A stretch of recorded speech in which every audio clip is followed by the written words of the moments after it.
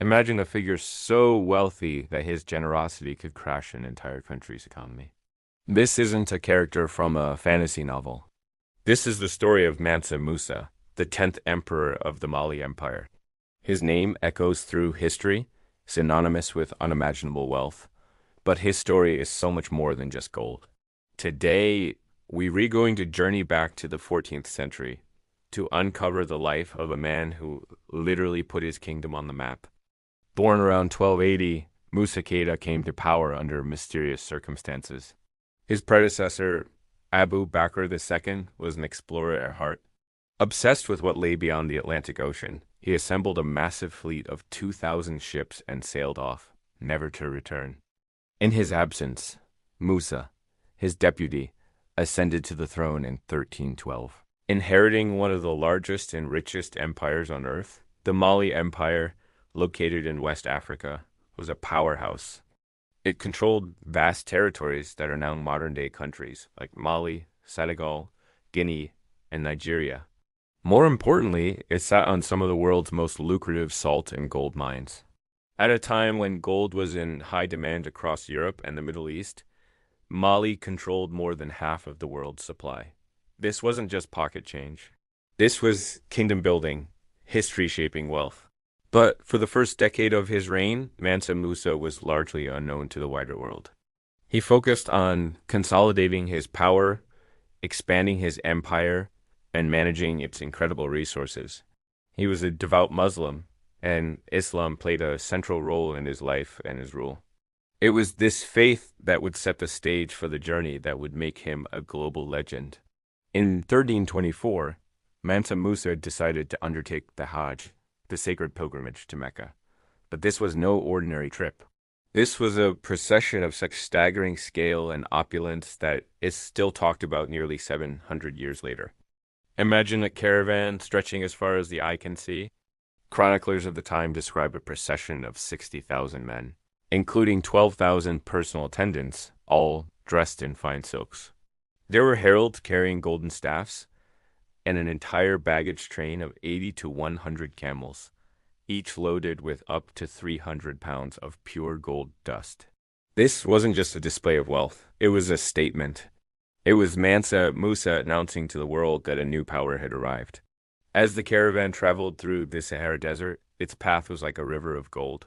When they arrived in Cairo, Egypt, Musa's generosity was on full display. He gave away gold to everyone he met, from dignitaries to the poorest people on the streets. He flooded the markets with so much gold that its value plummeted. The Egyptian economy, which was a major hub at the time, was thrown into chaos.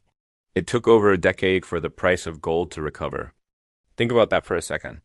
One man's spending spree destabilized an entire regional economy for more than 10 years. That's a level of financial impact we can barely comprehend today. His stay in Cairo wasn't just about spending, though. It was also a cultural and intellectual exchange. He met with scholars, leaders, and thinkers, absorbing knowledge and building relationships. His fame spread like wildfire. Tales of the Golden King from the West reached Europe, and for the first time, the Mali Empire appeared on world maps. A famous 1375 Catalan atlas depicts a European cartographer's vision of West Africa, featuring a crowned king holding a golden orb. The caption reads, "This black lord is called Musa Mali, lord of the Negroes of Guinea." So abundant is the gold which is found in his country that he is the richest and most noble king in all the land. He literally put his empire on the map. After completing his pilgrimage in Mecca, Mansa Musa began his journey home, but with a new mission. He was inspired by the great cities he had seen, and was determined to transform his own kingdom into a center of learning, culture, and architectural beauty. He recruited the best and brightest minds he could find, including architects, scholars, and poets from across the Islamic world. One of his most significant recruits was an Andalusian architect named Abu Ishaq al-Sahili, whom he persuaded to return with him to Mali. Upon his return, Mansa Musa embarked on an ambitious building program.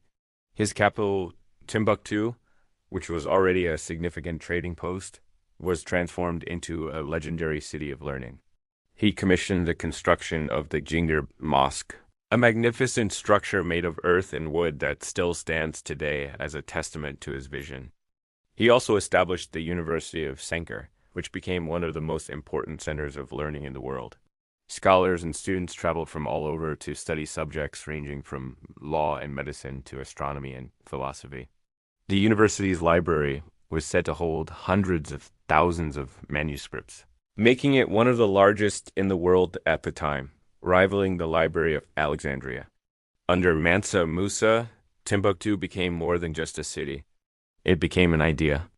It represented a beacon of knowledge and prosperity, a place where commerce and culture thrived side by side. He fostered an environment of intellectual curiosity and religious tolerance, turning his empire into a cosmopolitan hub that attracted people from all corners of the globe. Mansa Musa's reign, which lasted about 25 years, is considered the golden age of the Mali Empire. He used his immense wealth not just for personal extravagance, but to fundamentally enrich his society. He built schools, libraries, and mosques. He promoted education and the arts.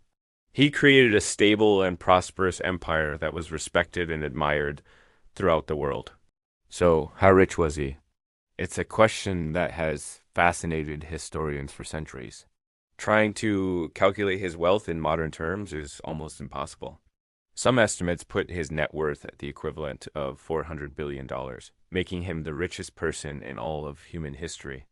To put that in perspective, that's wealthier than Jeff Bezos and Elon Musk combined. But these numbers don't really do him justice. His wealth wasn't just in gold. It was in the land he controlled, the trade routes he commanded, and the cultural legacy he built. He wasn't just hoarding gold coins. He was investing in his people and his kingdom's future. Mansa Musa died around 1337, leaving behind a powerful and sophisticated empire. His successors, unfortunately, were not as capable. Internal conflicts and external pressures eventually led to the decline of the Mali Empire, but his legacy endures. He is remembered not just as the man who had more gold than he could spend, but as a visionary leader who used his resources to build a flourishing civilization. His story challenges many of the preconceived notions we might have about world history. It reminds us that great empires and centers of learning have existed all over the world, not just in Europe or Asia. The story of Mansa Musa is a powerful chapter in the history of Africa and the world, a tale of a king whose vision was as vast as his fortune. He was a builder, a patron of the arts, a man of faith, and a leader who showed the world the dazzling power and intellect of his West African empire. His journey to Mecca was more than a pilgrimage. It was the ultimate power move, a declaration that left the world speechless and secured his place in the annals of history forever. Thank you so much for watching. If you found this story as fascinating as I did, make sure to like this video and subscribe to our channel for more journeys into the most incredible stories from our past. Let us know in the comments who you'd like to see us cover next. See you in the next one.